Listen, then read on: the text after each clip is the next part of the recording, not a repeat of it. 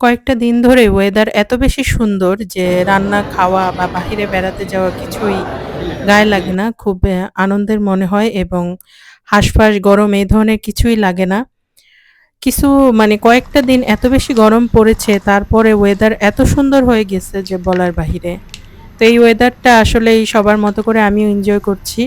নানান ধরনের নাস্তা, সন্ধ্যার খাবার বা দুপুরের খাবার বা বাহিরে ঘুরতে যাওয়া, খাওয়া এই ঠান্ডা, ঠান্ডা ওয়েদারের মধ্যে যতটুকু পারছি করে নিচ্ছি। গরম পড়লে আর সম্ভব হবে না। আসসালামু আলাইকুম, সবাই কেমন আছেন? আশা করছি সবাই অনেক বেশি ভালো আছেন। আমিও আল্লাহর রহমতে অনেক, অনেক ভালো আছি। আর আজকে সন্ধ্যার নাস্তাটা একটু আর্লি বানাবো। কারণ সন্ধ্যার নাস্তাটা করে একটু বাহিরে বাচ্চাকে নিয়ে ঘুরতে যাওয়ার ইচ্ছে আছে। ওয়েদারটাও খুব সুন্দর আর দুপুরে রান্না খাওয়াও অনেক তাড়াতাড়ি হয়ে গেছে, তাই সন্ধ্যায় টুকটাক একটু খেয়ে বের হয়ে যাব। আমি হচ্ছে ফ্রেঞ্চ টোস্ট বানাবো ২ ধরনের, একটা হচ্ছে মিষ্টি আর একটা হচ্ছে ঝাল। তো প্রথমে আমি মিষ্টিটার প্রিপারেশনই নিয়ে নিচ্ছি। এখানে হচ্ছে চিনি দিয়ে দিলাম ৩ চা চামচের মতো, আর একটা ডিম ভেঙে নিলাম। সাথে সামান্য একটু লবণ দিব। লবণটা কারো ভালো না লাগলে নাই দিতে পারি, কিন্তু অল্প একটু লবণ দিলে মিষ্টিটার স্বাদ একটু বেড়ে যায়। একবারে সামান্যই দিতে হবে। আর হচ্ছে ভ্যানিলা এসেন্স, এটাও আমি সামান্য পরিমাণ দিব, কারণ ফস্টার ক্লার্কের এই ভ্যানিলা এসেন্সটা খুবই ভালো। খুব অল্প পরিমাণে দিলেও খুব সুন্দর একটা ঘ্রাণ হয়ে যায়। ভ্যানিলার যে ঘ্রাণটা খুব দারুণভাবে আসে। আর এইটা আমি কি বলবো ২-৩ ফোঁটার মতোই দিয়েছি, অত বেশি দেইনি।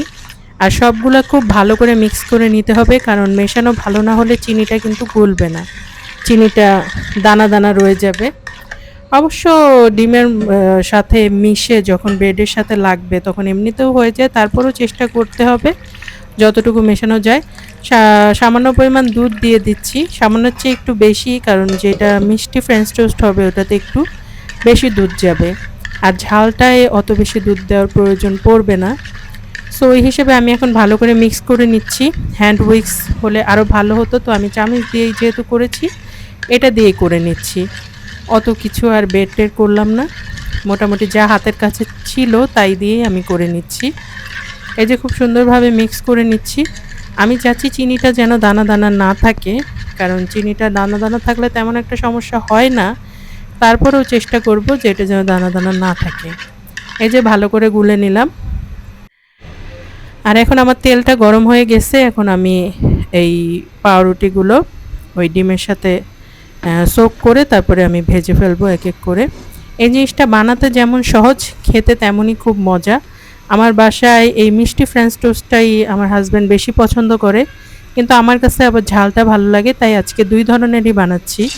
বেশিরভাগ টাইম মিষ্টিটাই বানানো হয়, ওই ক্ষেত্রে আমি আর খাই না, আমার কাছে ভালো লাগে না। এই যে এটা যদি একটু বাটারে ভেজে নেওয়া যায় তাহলে আরও বেশি মজা হয়।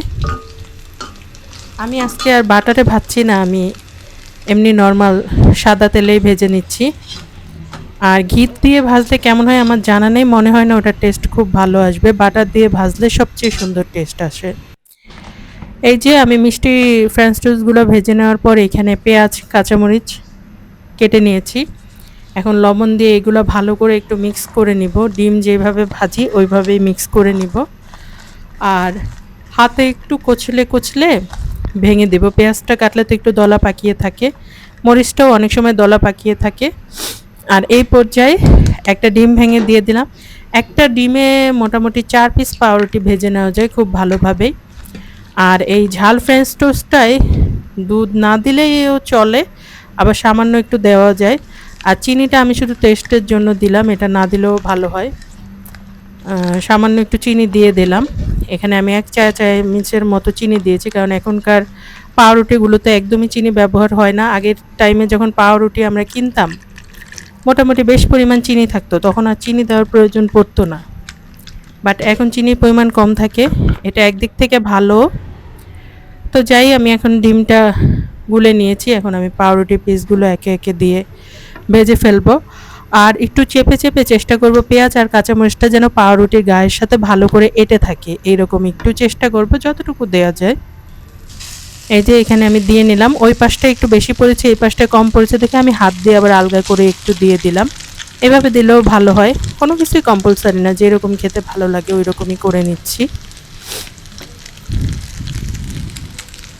এই ঝালটা আমি আমার জন্যই বানাচ্ছি, আর আপনাদের ভাইয়া হয়তো একটু টেস্ট করলে করবে। এই ও মিষ্টি ফ্রেঞ্চ টোস্টটাই বেশি পছন্দ করে। যাক, এখন উল্টে পাল্টে আমি ভেজে নিচ্ছি। এই যে সুন্দর একটা যখন কালার চলে আসবে তখন আর কি আমি এটা তুলে নেব। মোটামুটি এক পাশ কালার চলে এসেছে, এখন আরেক পাশও হয়ে গেছে, আমি তুলে নিচ্ছি। আর মনে হলো যে একটু ঠান্ডা ঠান্ডা শরবত হয়ে গেলেও ভালো হয়। 2 দিন ধরে অত বৃষ্টি হচ্ছে না, যাও হচ্ছে একবেলা হচ্ছে, অত ঠান্ডাও না, তাই একটু বরফ দিয়ে শরবত গুলে নিলে ভালোই লাগবে এটার সাথে খেতে। আর যেহেতু বাহিরেও বের হব, তো একটু ঠান্ডা ঠান্ডা শরবত খেয়ে গেলে খারাপ হয় না। এর জন্য আমি ট্যাং শরবতটাই বানিয়ে নিচ্ছি। আসলে এটা ট্যাঙ্ক না, এটা হচ্ছে ইস্পি আর কি, ওই যে ইস্পাহানি কোম্পানির যেই ইস্পি শরবতটা আছে, পাউডার জুসটা আছে, ওইটাই আমি ব্যবহার করছি। ট্যাং এখন আর আমি ব্যবহার করি না। কোকাকোলা, তারপরে ফান্টা, 7 আপ যেরকম ছেড়েছি, ট্যাংটাও ছেড়েছি। তো আমার কাছে এখন ইস্পিটাই বেশি ভালো লাগে। আর একটু রুয়াবজাও অ্যাড করে দিব, চিনি দিয়েছি। এই শরবতে লেবুও ব্যবহার করে যায়, কিন্তু আমি আজকে আর কি লেবু দিচ্ছি না, সিম্পলি খাবো। লেবুটা দিলেই বেশি ভালো হয়। ক্যাটো চ্যাটো দিলাম না, মনে হলো যে আজকে লেবু না দিই, এভাবে করেই বানিয়ে নিচ্ছি।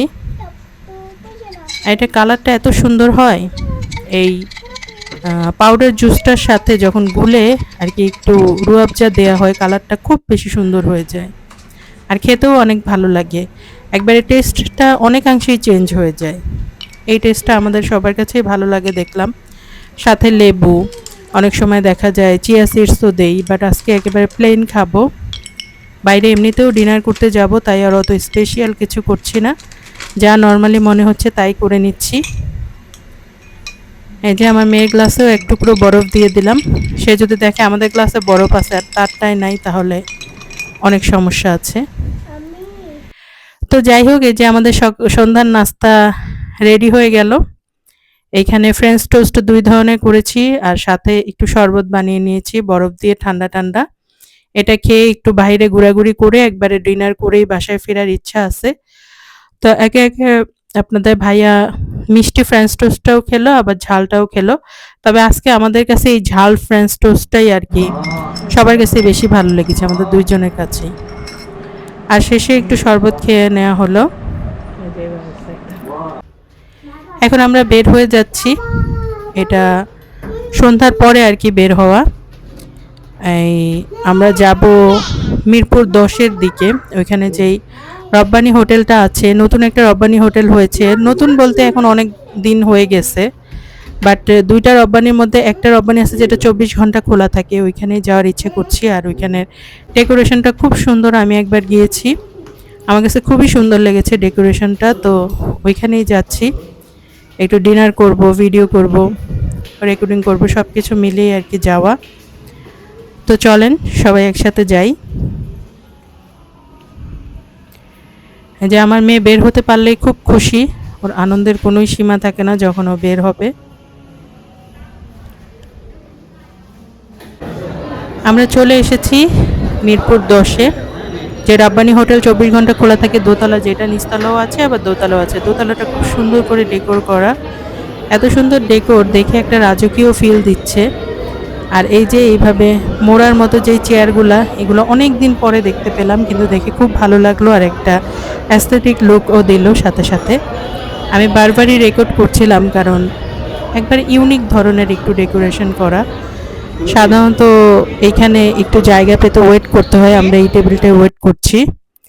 এখন আমাদের খাবার দাবার অর্ডার আমরা করেই বসেছিলাম, খাবার দাবারও চলে এসেছে, কিন্তু সমস্যা হলো কারেন্টটা চলে গেছে আর জেনারেটর কাজ করছে না। এর ভিতরে যতটুকু পেরেছি করে নিয়েছি। এখানে বিফ চাপ হচ্ছে 200 টাকা, হালিম হচ্ছে 140 টাকা, আর নান 30 টাকা করে, চাটাও 30 টাকা ছিল। সবাই ভালো থাকবেন, আল্লাহ হাফেজ।